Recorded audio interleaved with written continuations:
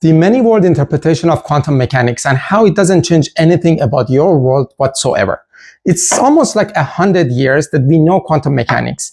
And experimentally, we're dead sure about the very probabilistic nature of quantum physics. We know that quantum particles, when giving a choice, they always pick both. If you have a photon and the photon can go left or right, it will always go both.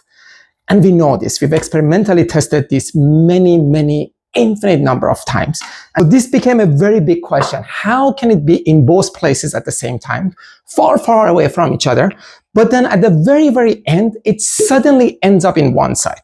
So Hugh Everett, which was a very good physicist, he came up with this idea of many world interpretation. That what if every time that this kind of measurement happens, the photon is not choosing left or right, the photon is actually doing both at the same time. It's just in our world, it ended up in the right side. Then in another world, it's going to end up in the left side. Literally, the universe is going to branch into two outcomes every time, into two new universes. In one, the photon was on the right side. In the other one, the photon is on the left side. Only an interpretation, but also became something for social media as a way of talking about, I don't know, manifestation, shit like that we can jump between universes.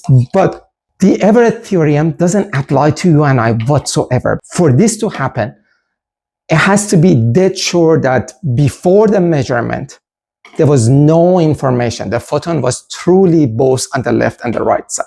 But when you and I make decisions in our lives, that's not the case. When you flip a coin, while the coin is flipping, it's absolutely known, it's predictable whether it's going to end up being head or tail. It's only you and I who don't know the outcome. You could totally predict that outcome, yeah? And it's the same about everything. So because you and I don't have that probabilistic nature of quantum mechanics, this Everett theorem doesn't even apply to us whatsoever.